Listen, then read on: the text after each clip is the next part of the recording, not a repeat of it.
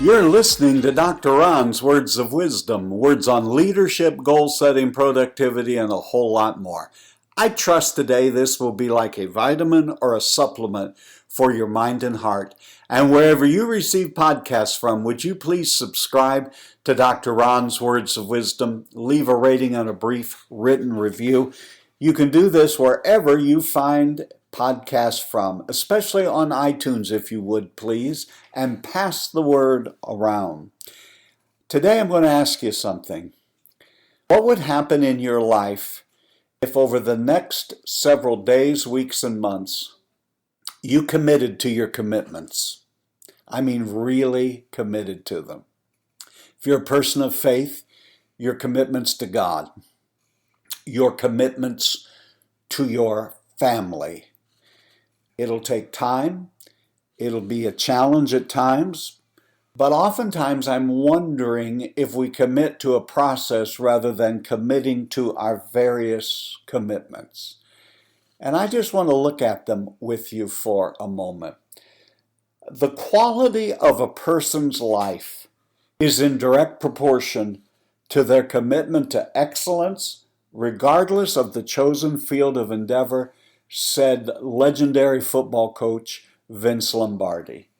Regardless of your chosen field of endeavor, you and I can commit to excellence and make our commitments. Unless commitment is made, there's only promises and hopes, but no plans. I hear a lot of people talking about commitment, but it's really nothing more than wishful thinking. What they'll do if it's convenient, what they'll do until they face opposition, what they will do until it's not easy to follow what their dream is and what they have committed to. Today I'm just asking you, my leadership friend, commit to your commitments. Let's talk about your decisions. Somewhere, somehow, you made some decisions in life. Sometimes the decisions were thrust upon us. Now, there were some decisions we live with today that weren't totally our choice. None of us chose our parents. But there's only so long you can sit in the corner and cry if you lost the parent lottery.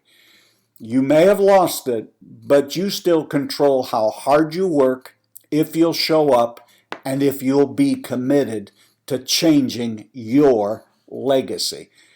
Commit to your decision somewhere in a rational moment, whether it was with prayer and study or a seminar. You decided on some certain commitments. This is what I'm going to do vocationally. This is what I dream for my family and loved ones. This is how I want to see this organization be propelled into the future. And now reality has struck. And life is so everlastingly daily. And there are challenges and there are setbacks. And there are things that rise up before us that impede us along the way.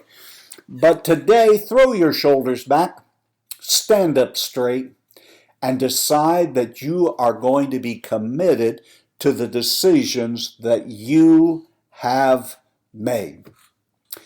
And another commitment to your commitments is to your organization. Now, if you don't feel like you have an organization, your family, maybe your church, maybe a service club that you're a part of, the business that you own, the place where you work, the things that you are involved in, commit to your organization. Because if you don't commit, you're really only making promises and half hopes, but you don't really have a plan. Because if you're going to commit to your organization, commit to your job, commit to all of these things we've mentioned so far, you have to have a plan. And maybe right here where we are in the world is a time for us to sit down and have a talk with ourselves and say, I still believe these things. These things are still important to me. They really matter. And I am committed to seeing them through. How about committing to your team? You see, there's a difference between being interested and being committed. When you're interested in something, you do it only when circumstances are optimal or permit. When you're committed to something, you accept no excuses, only results. Now, there are more than likely, for some of you listening to me, there are people on your team who stretch you 6 ways to Sunday. They try your patience. They're not really folks maybe that you resonate with on an individual level, but that is beside the point. For whatever reason, they're on your team. And unless you're going to take them off the team, you need to be 100% committed to your team, giving them the tools they need to excel, giving them the training opportunities in order to make a difference. If they don't know something, don't penalize them for that. Give them learning opportunities. Mentor them, coach them, lead them, love them, help them, encourage them. I say to you today, commit to your commitment to your team. Well, somewhere along the line, I need to also say to you, my leadership friend, commit to the commitments you made to yourself. Somewhere along the line, you made a commitment that you were going to get out of debt. You made a commitment that you were going to begin saving for retirement. You made a commitment you were going to start spending a certain amount of time with your children and your spouse or your significant other. You made a commitment to yourself that you were going to better yourself. You were going to finish that degree.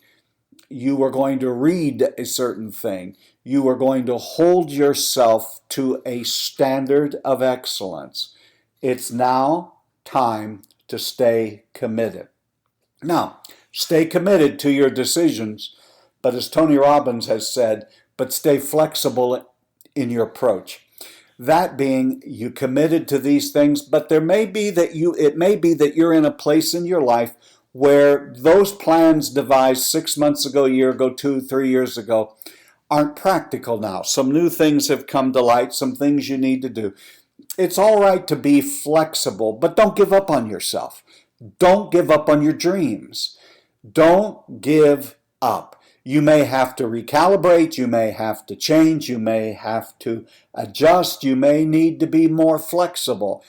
But as important as keeping your commitments to God and your family and the decisions you've made and to your organization and to your team, don't forget to keep your commitments to yourself.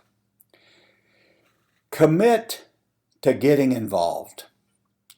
Now, when I was growing up, it was simply called getting your hands dirty. I mean, jumping right in there. There are times in any organization, there are seasons when it may be a marketing season or a sales season or an outreach season, and regardless of what your title says, we are all about doing that sort of thing. We all roll up our sleeves, dive in hip deep, and get our hands dirty. You see, when we are really committed to getting, not just in principle and not just in speech, but when we are really committed, commitment unlocks the doors. Many that have been locked for a long time. It will unlock the doors of imagination. It'll allow vision to shine in. It gives us the things we need to turn our dreams into a reality. Commit to doing the work. Commit to getting up early. Commit to putting in a full day's work for a full day's wage. Most people tell me they're busy, but it's often not because they're working. It's because there's a lot of things out there that will fill our time. But commit to doing what it is you've been called to do and to getting your hands dirty. Commit to having a good attitude. It is so easy to allow our attitudes to sour, not just in the culture and what's going on, but at times in our own organizations when things aren't going well. It's just so easy to have a bad attitude. Joy is contagious, but so is a bad attitude. Winston Churchill said, "I am easily satisfied with the very best." Have a good attitude. Hold yourself to a standard. Do not allow yourself, because you're having a bad day, to spill that out on everyone else. Because something in your life is not working the way you want it to work gives you no license to take that out on anyone else. And leader, the attitude at our work, in our family, wherever we volunteer, oftentimes is nothing but a mirror reflection of the attitude we as a leader choose. Just as I said different at the beginning, none of us got to choose our parents. There are other things that we experience that were not fully our decision, but you are solely responsible for your attitude. You cannot blame someone else. Well, that's just the way I am, or I inherited this, or if the kids weren't like this, I'd have a bad attitude. Look yourself in the mirror and look at the person who's responsible for your attitude. Commit today, make a commitment to be a high attitude person, a good attitude person. Commit to doing what's right. Do not cut corners. Do not compromise your values. Remember, integrity is what you do when no one's looking. Be a person that's committed to doing what's right.